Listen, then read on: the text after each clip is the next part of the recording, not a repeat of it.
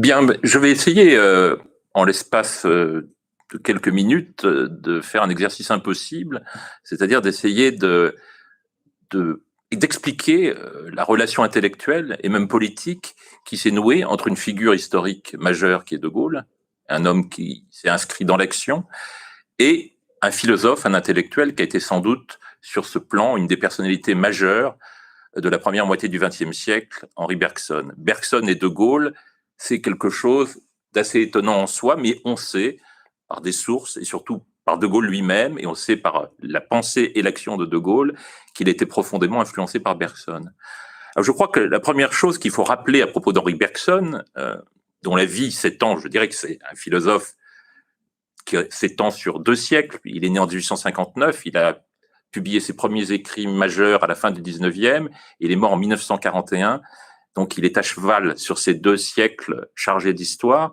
Et Bergson a été d'abord un très grand philosophe, mais aussi un grand professeur. Je crois que c'est quelque chose qu'il faut avoir présent à l'esprit. Ses œuvres, d'ailleurs, sont toujours lues, étudiées. Spécialiste aujourd'hui, un des spécialistes les plus reconnus de Bergson, c'est Frédéric Worms, et qui a réédité et présenté les œuvres de Bergson d'une manière tout à fait riche et intéressante, et en philosophe, ce que je ne saurais faire ici aujourd'hui. C'est une œuvre considérable, dont la notoriété était très grande du vivant de Bergson, je dirais entre les années 1900-1910 et sa mort,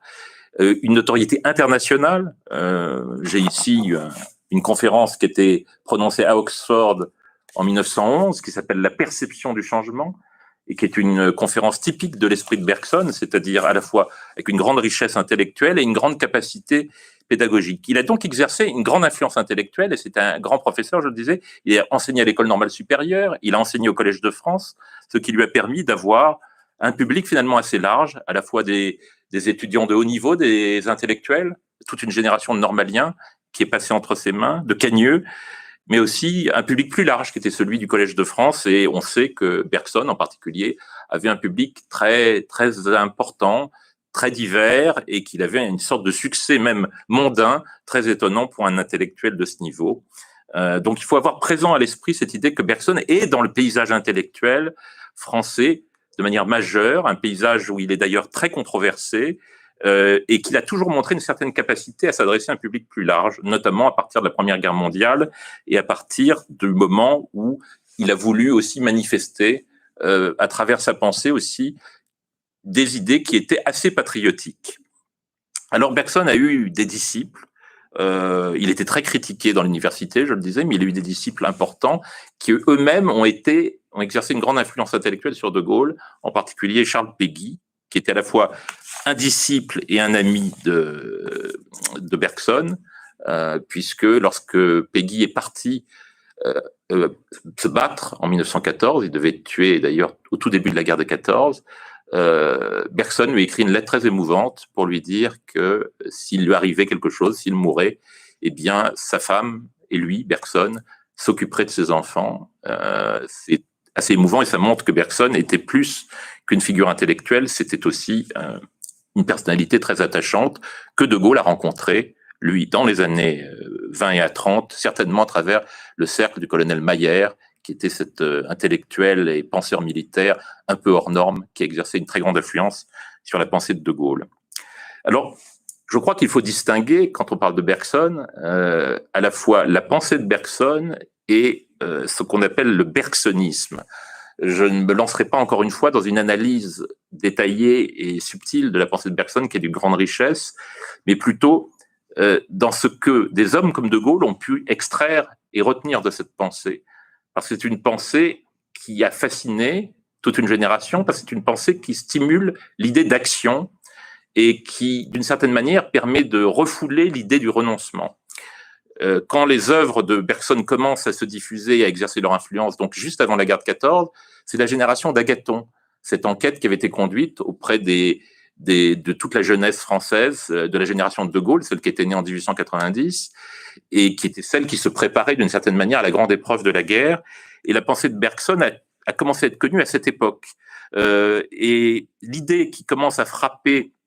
beaucoup les lecteurs, au-delà encore une fois de la richesse, de la profondeur de l'œuvre de Bergson, qui est d'une complexité extrême, et d'une diversité, d'une richesse extrême, c'est cette idée qui va être fondamentale, qui est que le présent a une substance par lui-même. C'est-à-dire que,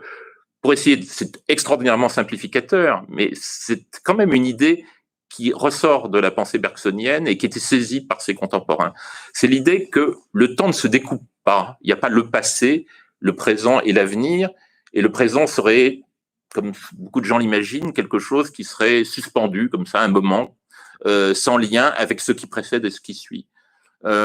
Pour Bergson, il l'expliquait d'ailleurs très bien à ses élèves à travers l'idée du sucre qui fond dans l'eau. Et il expliquait très bien que le présent a une substance par lui-même qui est tout investie du passé, de toute la richesse du passé, et qu'il y a en quelque chose, déjà, en quelque sorte, quelque chose qui est comme une projection dans l'avenir. Donc c'est cette densité du présent qui incite à l'action et qui ouvre sur l'idée que rien n'est acquis,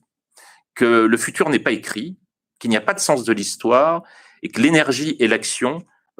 sont possibles dans cette conception du temps qui n'est pas, encore une fois, un instantané, mais qui est quelque chose de vivant et qui est une source d'énergie vivante. C'est quelque chose qui a fasciné beaucoup des hommes comme Péguy,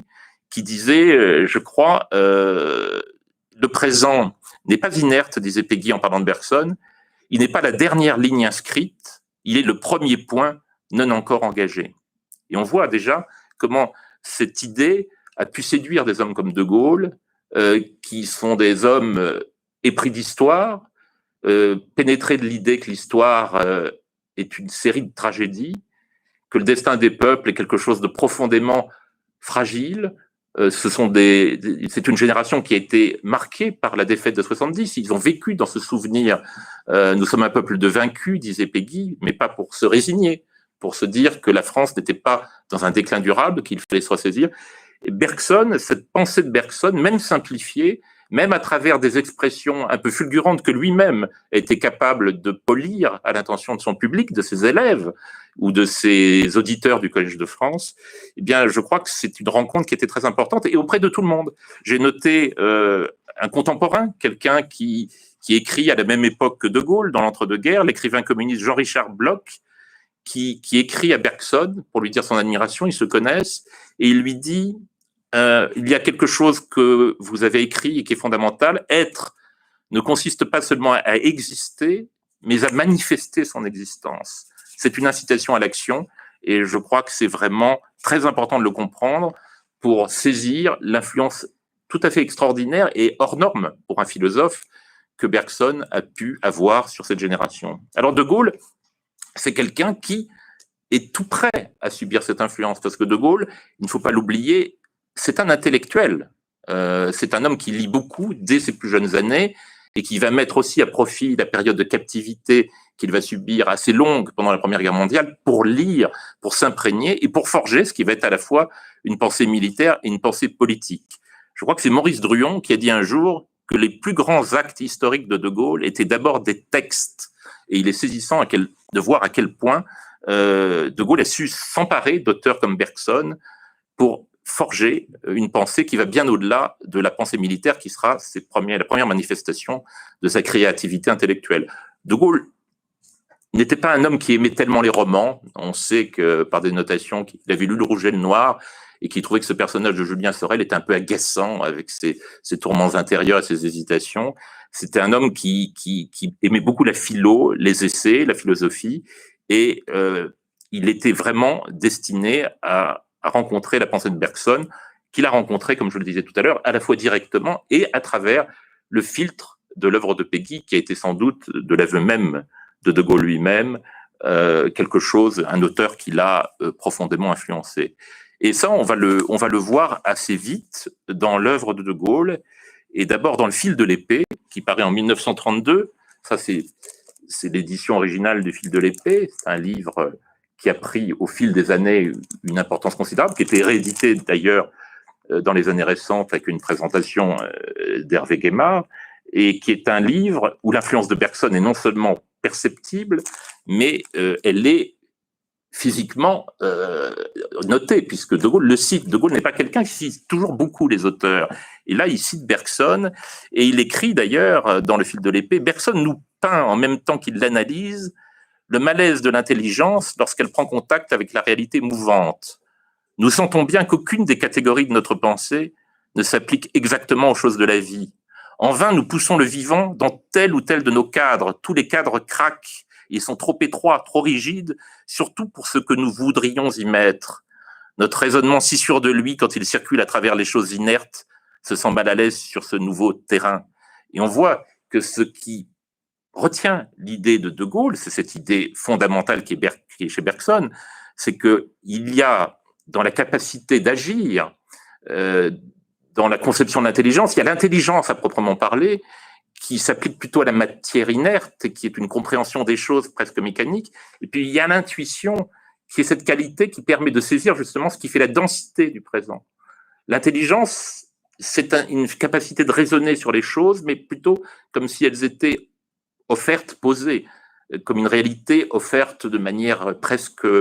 physique, massive. Tandis que l'intuition, c'est ce qui permet précisément de saisir cette densité du présent, qui est quelque chose de chargé à la fois du passé et qui déjà est en mouvement vers l'avenir. Et c'est pour ça que De Gaulle s'est inspiré de Bergson dans Le fil de l'épée. C'est tout simplement parce que ça s'adapte parfaitement à sa conception du chef. Pour De Gaulle, c'est tout le propos du fil de l'épée. Le chef, c'est pas seulement un homme intelligent, c'est un homme qui a également de l'intuition, de l'instinct. Et le chef véritable, c'est celui qui est capable de combiner l'intelligence et l'intuition, le raisonnement intellectuel pur et l'instinct.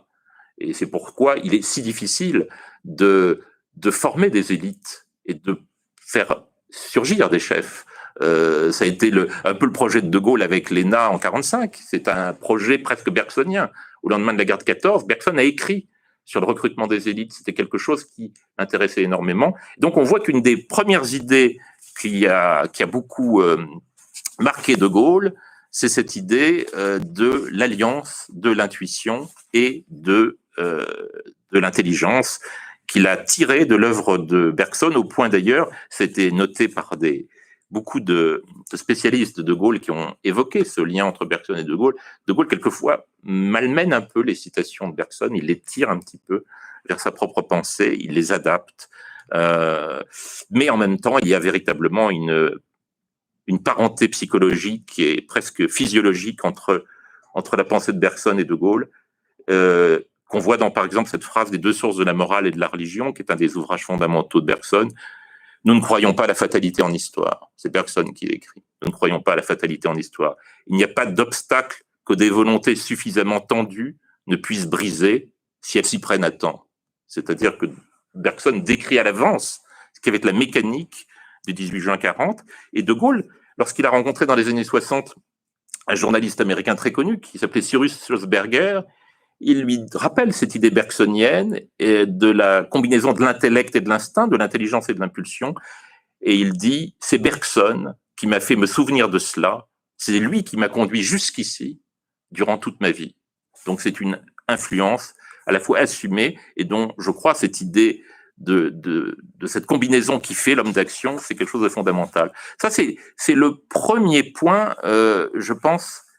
qui a influencé De Gaulle profondément dans la pensée, la démarche intellectuelle de Bergson, en tout cas de ce qu'on appelle le bergsonisme, qui, encore une fois, est une sorte de courant d'idées tiré de la pensée de Bergson, mais qui s'est adapté à des personnages d'exception qui en ont tiré la substance de leur propre destin. Le deuxième élément qui est très présent dans l'itinéraire gaullien, dans l'action gaulienne, dans la pensée gaulienne, et qui est tiré de Bergson, et qui, au point qu'on peut même penser que ça l'a influencé presque malgré lui pendant toute sa vie, c'est la perception du temps, c'est l'épaisseur du temps. J'ai parlé de l'alliance de l'instinct et de l'intelligence. Il y a aussi cette perception du temps que j'évoquais au début, cette idée que le présent a une densité singulière parce que, en réalité, le présent, encore une fois, est chargé d'histoire et déjà une inscription de l'action dans le futur. Et quand on voit la carrière de Gaulle, on s'en rend compte en particulier sous la Ve République. Il y a un moment où je crois où c'est apparu dans toute sa vigueur, c'est à la fin de la présidence gaulienne, c'est en 68-69, dans cette préparation du référendum de 69, dans la façon dont De Gaulle a réagi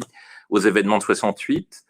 cette mauvaise interprétation qui a été faite pendant longtemps de du moment, si j'ose dire, 68-69, on a dit que De Gaulle était un peu au bout du rouleau, qu'il avait essayé de courir après les événements de 68, qu'il s'était aperçu qu'il n'avait rien compris, que la société l'avait rattrapé et que finalement il avait fini comme en queue de poisson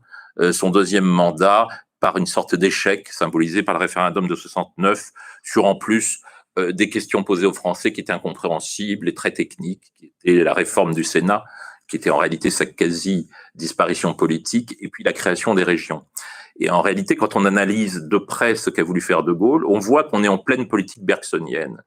Et ça aussi, c'est pas non plus le fruit de l'imagination de l'historien.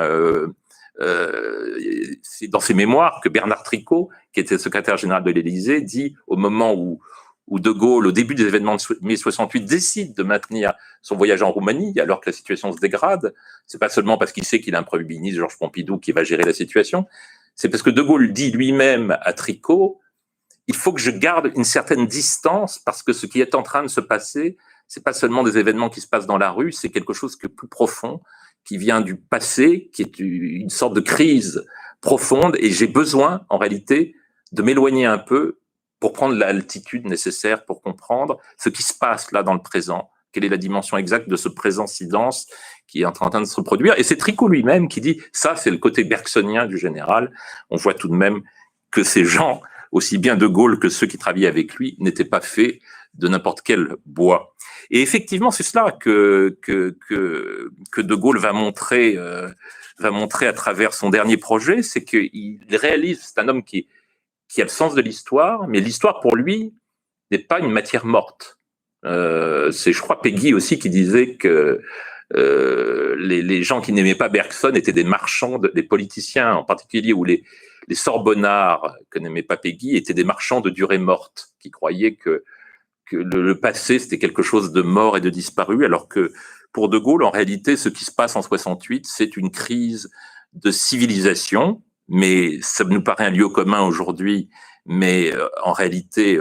c'était une idée très vivace chez De Gaulle avant même les événements de 68, puisque les projets qu'il va concevoir sur la participation des salariés à l'entreprise, sur la participation de la société à la vie du pays, qu'il va vouloir concrétiser en créant la région, qui est un espace qu'il veut créer territorial nouveau pour permettre aux forces vives de la société de dialoguer avec l'État. Tout ça, c'est des choses très concrètes qu'il avait projetées avant les événements de 68, parce qu'il voyait qu'il y avait une sorte de crise, de malaise dans la civilisation, en quelque sorte, qui était en train de se manifester, une sorte de rejet de cette sorte de bien-être, d'aspiration bien-être au matérialisme, qui était le débouché logique de tant de souffrances après la guerre, de tant d'inquiétudes qui avaient marqué la période de la guerre d'Algérie. Et il sentait qu'il y avait une forme de modernité qui arrivait, qui allait être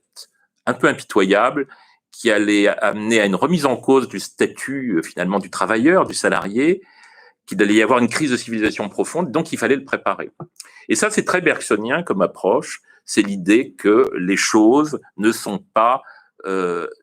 statiques, et que le devoir de l'homme d'État, même lorsqu'il est au point où on est arrivé De Gaulle, c'est-à-dire à la fin de sa vie, à la fin de sa carrière politique, c'était pas une raison. Il est en train de